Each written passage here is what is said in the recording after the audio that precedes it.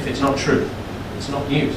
And that is the heart of what we're talking about here. It's got to be true, and the people who define what truth is remain journalists.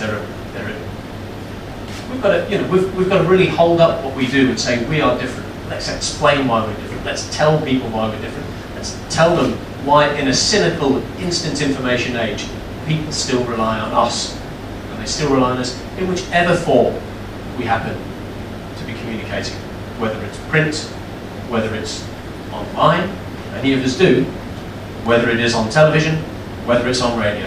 And I think this is an important thing as well. There's a mix-up here. On the one hand, there is news websites that are part of the old media. Well, news websites are part of new media, right? They're part of social media. You click on them whenever you like. That's updated live on your smartphone. That's updated live on your iPad.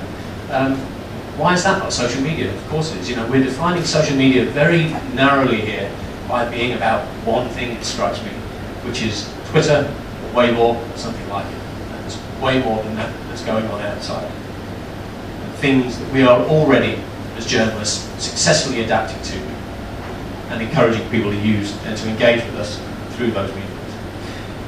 I think the idea that you can't have one without the other is very true. You can't have social media without modern journalism, and modern journalism won't exist without social media, frankly.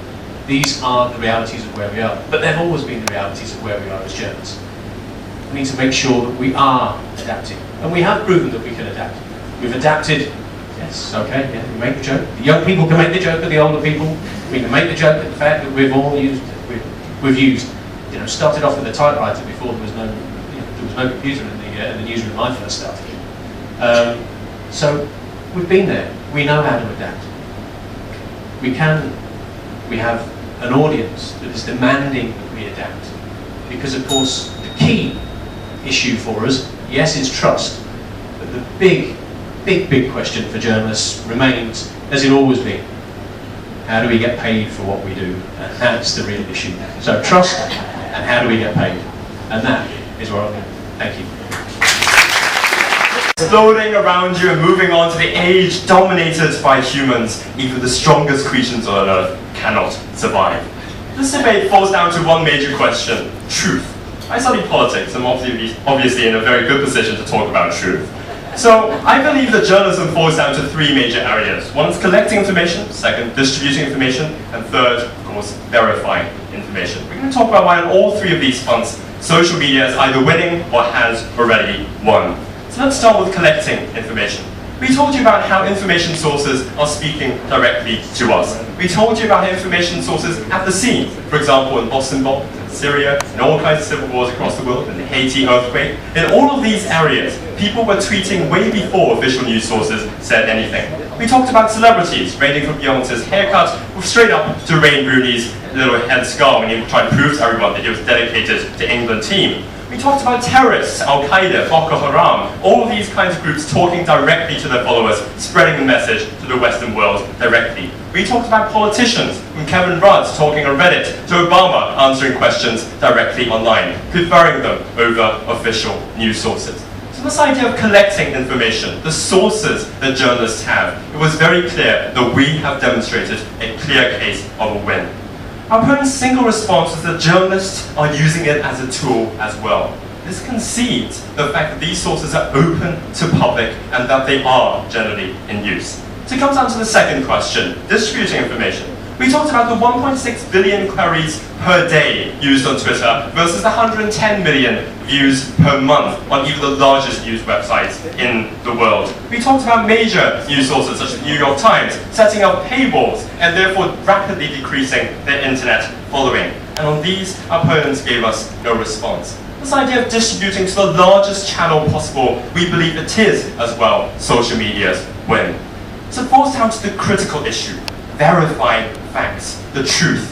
Where are we on this? We gave you quite a few bits of analysis. The first one was this idea of the trust in the media is rapidly decreasing, as with the case of Rupert Murdoch, as Kevin very eloquently talked about, in terms of Fox News, in terms of all these kinds of news corporations that have entrenched political perspectives that people no longer trust. But more importantly, that we are living in an era where it's me, and me. Narcissistic teenagers wanting to find out information themselves. And this simply cannot come from simply reading the CNN website. Second, we talked about issues which were very obvious, things like photos of actual accidents happening in front of our eyes, that we no longer require official news sources to tell us this is true because it's right in front of our eyes. And that the context of these issues could be found by things like geotagging, geographical locations, understanding where these things happen. But thirdly, we talked about the natural tendency towards truth on the internet. Why? Because as they acknowledged, everyone wants to know the truth. But why is there a tendency? Because all those people will try to spoof us. All those people will try to lie to us on the internet. The internet spreads the word and tells us that these people can no longer be trusted. That's how we naturally rule out all these people who are telling us non-truths. That's how we find out what is actually accurate. Our opponents said, oh, it's not immediate. But yes, in news magazines there are errors as well. We have to wait till the next edition for clarification to happen. On the internet, it happens immediately. And finally, we talked about things like analysis. We talked about how even Samsung versus Apple, all these kinds of things, we have the fans of both companies doing huge, long, 15-minute videos, analyzing every aspect of it. The journalists simply would not spend the time on because there are commercial interests that we need to look at. So essentially what we are saying is that truth is very clear on the internet. There's a natural tendency towards truth, and we want truth. And that's why no matter collecting, distributing, or verifying facts, it is social media that is challenging and winning in this world. Thank you.